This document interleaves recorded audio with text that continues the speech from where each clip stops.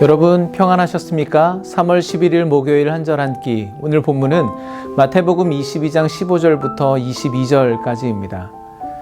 우리는 그동안 예수님의 비유의 말씀을 통해서 은혜를 나눴습니다.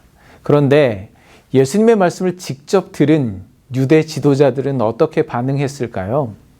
주님의 말씀에 대해 그들이 구체적으로 또 즉각적으로 어떻게 반응했는지 오늘 15절 말씀에 이렇게 기록되어 있습니다. 이에 바리새인들이 가서 어떻게 하면 예수를 말의 올무에 걸리게 할까 상의하고. 당시 바리새인들은 유대 사회에서 가장 지식이 뛰어나고 율법에도 능한 자들이었습니다.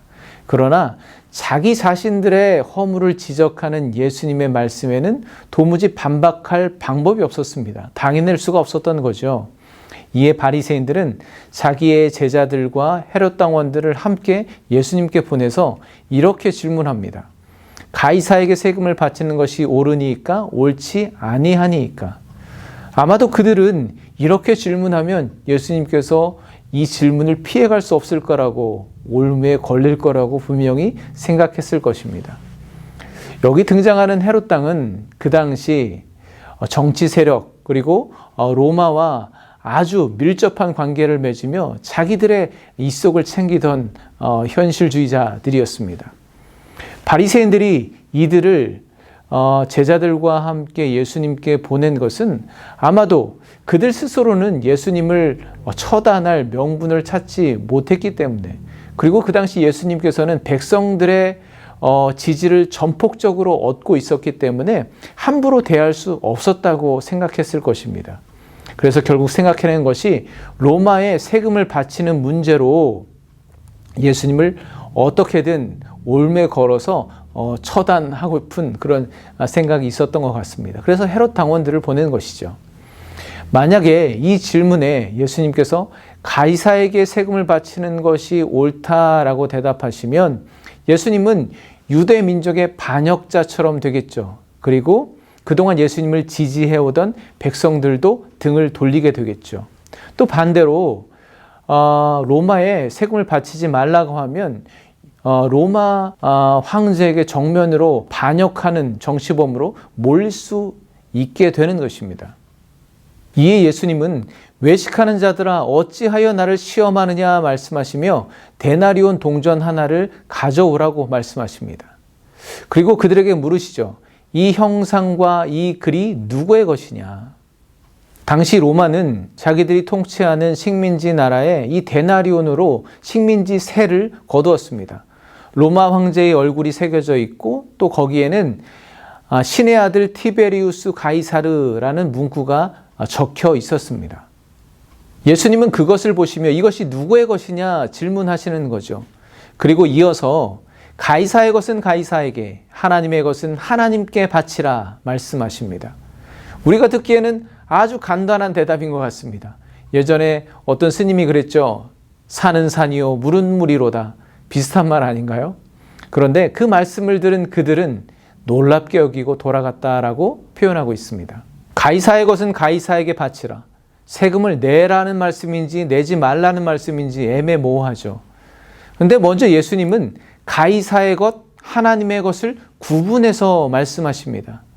가이사의 것은 가이사에게 바치라고 하는데 그 가이사의 것은 그것이 세금이든 복종이든 그것이 무엇이든지 간에 그에게 돌아갈 것은 마땅히 그에게 돌아가게 하라는 말씀입니다. 또한 하나님의 것은 하나님께 바치라. 하나님의 것이 무엇일까요? 온 세상 모든 만물의 창조주이시고 만왕의 왕이신 하나님은 온 세상의 주인이십니다.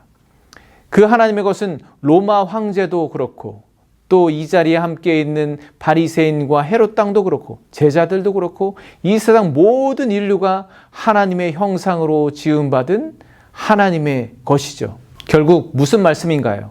가이사의 형상이 새겨진 동전은 그의 것이니 그에게 돌아가도록 마땅히 의무를 다하고 모든 인간은 하나님의 형상으로 지음받은 하나님의 소유이니 우리의 삶을 통해서 하나님께 영광을 올려드리는 것이 마땅하다는 것입니다.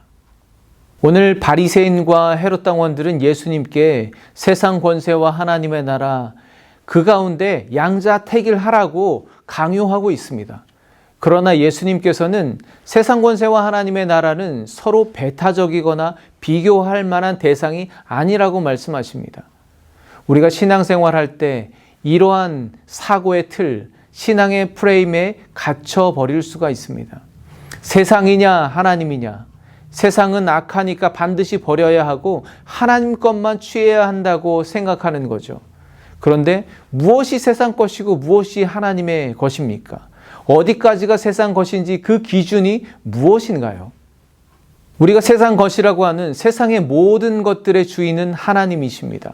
하나님은 세상의 악한 권세와 부조리한 정치 질서까지도 사용하셔서 모든 하나님의 백성을 다스린다는 것을 기억하시기 바랍니다.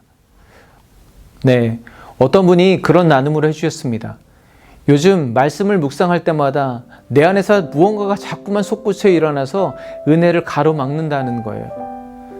과거 나의 욕심을 따라 세상 것을 따라 하나님의 말씀과 사랑을 거부하고 멀리 떠났던 그 시간들이 너무나 후회스럽고 하나님 앞에 부끄럽다는 거예요. 그래서 지금도 그 죄책감 때문에 하나님께 가까이 나기가 너무 죄송스럽고 여전히 그 자리에 머물러 주저앉아 있는 자기 자신이 너무나 안타깝다는 거죠. 충분히 이해합니다. 그러나 오늘 주님의 말씀을 다시 한번 기억하시기 바랍니다. 하나님은 우리가 하나님을 멀리하고 소위 세상의 것, 나의 욕심을 따라 불순종했던 그 시간들까지도 하나님의 자녀인 우리들을 위해 선하게 사용하신다는 겁니다. 하나님은 모든 것의 주인이시기 때문입니다. 가이사의 것은 가이사에게 바치라 말씀하실 정도로 하나님은 이 세상 모든 만물을 품으시는 세상의 주인이십니다. 또한 우리의 주님은 절대적으로 선하십니다. 하나님은 언제나 옳으십니다. 그분 하나님께 모든 것을 맡기시고 오늘도 하나님의 섭리 가운데 허락하신 그 가이사의 것, 세상의 것도 충실히 잘 감당하시고 또 하나님의 속한 백성으로 천국을 잘 살아내실 수 있기를 간절히 축복합니다. 감사합니다. 내일 다시 찾아뵙겠습니다. 평안하십시오.